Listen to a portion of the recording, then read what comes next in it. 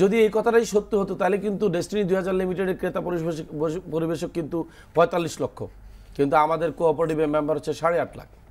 আপনার কথা সত্যি হলে ওরা সবাই কিন্তু এখানে আসার কথা ছিল। বাংলাদেশ ব্যাংকের রিপোর্টে অভিযোগ রয়েছে যে আপনারা নিবন্ধিত সমবায় আইনে, বিশেষ করে ডেস্টিনি মাল্টি পারপাস সেটি নিবন্ধিত সমবায় আইনে, কিন্তু আপনারা করছেন এমএলএম ব্যবসা। সমবায় আইনের অধীনে নিবন্ধিত হয়ে মাল্টি লেভেল মার্কেটিং বা নেটওয়ার্কিং ব্যবসা কি করা যায়? এটা করা যায় না আসলে। তো মানে ব্যাখ্যাটি ভুল। সেটা হচ্ছে আমরা যখন মাল্টিলেভেল কোম্পানিটি করি, এটা জন্ম হয়েছে আপনার 2000 সালে, এবং 2001 সাল থেকে আমরা মাল্টিলেভেল মার্কেটিং বা যেটাকে আমরা বলি ডাইরেক্ট সেলিং করছি। আর আমাদের সমবায় সমিতি যেটা, এটা জন্ম হয়েছে 2006 সালে। তাহলে আপনাকে বুঝতে হবে, আমরা যখন 2006 সালে এটাকে নিয়ে কাজ শুরু করি, তখন কিন্তু আমাদেরকে কিন্তু একটা সীমারেখা দেওয়া হচ্ছে যে এই সমবায় সমিতির সভ্য হতে পারবেন কেবলমাত্র ডেস্টিনির ব্যবসায়ীরা, বলতে বোঝানো হয়েছে ক্রেতা পরিবেশক। এখন ক্রেতা পরিবেশকেরা যখন পণ্য ক্রয় করে ক্রেতা পরিবেশক হন, কেবলমাত্র তখনই এখানে সভ্য হতে পারবেন। আর সভ্য হওয়ার শর্তই হচ্ছে যে কোনো সমবায় সমিতির আপনাকে ওই সমবায় সমিতির উপ আইন অনুযায়ী যেভাবে নিবন্ধিত, যেমন আমরা নিবন্ধিত প্রতিটি শেয়ারে 500 টাকা দিয়ে ক্রয় করলে আমি একটা সভ্য হতে পারবো। তাই অনুমান করা হচ্ছে যে এই সমিতিটিকে চালানো হচ্ছে মাল্টি লেভেল আদলে। কথাটাই সত্যি নয়। অ্যাকচুয়ালি একই লোক কিন্তু দুই জায়গায় আছে। আপনি একজন লোক কিন্তু সাংবাদিক, আবার আপনি কিছুক্ষণ পরে গিয়ে বা আগামীকাল কোথাও গিয়ে কিন্তু আপনি কোনো একটা কলেজের ইউনিভার্সিটির আপনি লেকচারার হতে পারেন, আপনি সেখানে টিচার হতে পারেন। কিন্তু এরকম মনে করার কোনো কারণ নাই যদি আগামীকাল কেউ ওই অভিযোগ করা হয় যে সাংবাদিক দিয়ে বিশ্ববিদ্যালয়ের শিক্ষা দেওয়া হচ্ছে। দেখেন কথাটা কিন্তু ট্রিকি, বিকজ ইউ আর সাংবাদিক, আবার আপনার আরেকটা চাকরি আছে, আপনি কলেজে লেখাপড়া করান বা আপনি শিক্ষা দেন। আবার আমরা এমনও জানি, আমাদের একজন আছেন যেমন জগন্নাথ বিশ্ববিদ্যালয়ের ইসলামিক বিভাগের নিয়োজন শিক্ষক, আবার উনি কিন্তু দৈনিক ডেস্টিনিতে কিন্তু আপনার সম্পাদকীয় বিভাগে একজন কিন্তু সাংবাদিক। এখন আপনি কি বলবেন তাহলে?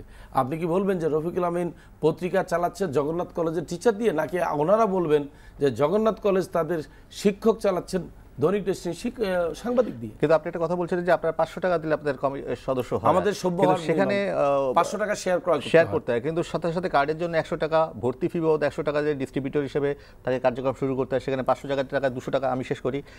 আবার ব্রোশিয়ারে 500 টাকার একটি শেয়ারের কথা উল্লেখ থাকলেও সেখানে দেখা যাচ্ছে 40টির একটি লট কিনতে হয়, তাতে দেখা যাচ্ছে তাকে 20,000 টাকার শেয়ার কিনতে হয়। তাহলে সে 500 পয়েন্ট পেলে সে একটি সদস্য হতে পারে। এর ভিতরে কি কোনো ট্রিক্স নেই? না, এখানে যে জিনিসটা হচ্ছে আমি বলি, যেমন ডেস্টিনি 2000 লিমিটেড কিন্তু এটাকে প্রমোট করছে। প্রমোট করতে গিয়ে আপনি যেমন দেখবেন আজকাল কতগুলো শপিং মল আছে যেখানে আপনি যখন কোনো পণ্য ক্রয় করেন আপনাকে একটা কার্ডের জন্য বলা হয় যে আপনার আমাদের শপিং কার্ড আছে কিনা। যেমন আমি এক্সাম্পলটাকে আরও একটু ক্লিয়ার করি, বিদেশে অনেকগুলো নাম করা এয়ারলাইন্স আছে, যেমন সিঙ্গাপুর এয়ারলাইন্স, তাদের একটা আপনার আছে, আপনার যেটাকে বলা হয় আপনার এই যেটা এয়ারমাইলস কার্ড আছে, সেটা যে শুধু আপনি সিঙ্গাপুর এয়ারলাইন্সে ফ্লাই করলে এয়ারমাইলস পাবেন তা না। আবার অনেকগুলো দোকান আছে যেখানে গিয়ে আপনি পণ্য ক্রয় করলে আপনাকে দেওয়া হয়, কিন্তু দোকান থেকে কিনছেন কিন্তু আপনার জামা কাপড় ইত্যাদি, কিন্তু এয়ারমাইলস কেন হচ্ছে? শব্দটা কিন্তু এয়ারমাইলস আপনি দেখবেন আছে যে আপনি যদি এত টাকার জামা কাপড় কিনেন আপনার এয়ারমাইলস হয়, কিন্তু হাস্যকর হচ্ছে আপনি কিনছেন জামা কাপড়, হচ্ছে কিন্তু এয়ারমাইলস। আসলে ওগুলোকে বলা হয় কো শেয়ারিং। এখানে ডেস্টিনি 2000 লিমিটেড বলেছে যে কোনো ব্যক্তি যদি আমার সিস্টার কোম্পানি কোঅপারেটিভ সোসাইটি থেকে 500 টাকার একটি শেয়ার কিনে সভ্য হয়, তাহলে সে 25 পয়েন্ট পায়। এটা হলো আসল বাস্তবতা। কিন্তু ইন্টারেস্টিং হচ্ছে আপনি যদি ডেস্টিনি 2000 লিমিটেডে পূর্ণাঙ্গ আরেকটি সেন্টার পেতে চান, কারণ এই ভদ্রলোক কিন্তু অলরেডি ক্রেতা পরিবেশক, সে যদি আরেকটি সেন্টার অর্জন করতে চায়, তখন ডেস্টিনি 2000 লিমিটেড বলেছে আপনার ন্যূনতম 500 পয়েন্ট লাগবে, নাহলে আমি সেন্টার দিতে পারছি না। তখনই তারা নিজেরা উদ্বুদ্ধ হয়ে অনেকটা পাইকারের মতো, যেমন আপনি চাইলে কিন্তু আস্তে আস্তে 25 পয়েন্ট করে 20 বার সংগ্রহ করতে পারেন, কেউ আপনাকে নিষেধ করেনি। কিন্তু আপনি যদি মনে করেন আপনি তাৎক্ষণিক আপনি 500 পয়েন্ট করবেন, তখন আপনি 40টি শেয়ার নিচ্ছেন। এইটা আসলে কোম্পানি কোনো আইন করে দেয়নি, এটা একান্তই ক্রেতা বা পরিবেশকের নিজের চয়েসের ব্যাপার, ইচ্ছার ব্যাপার।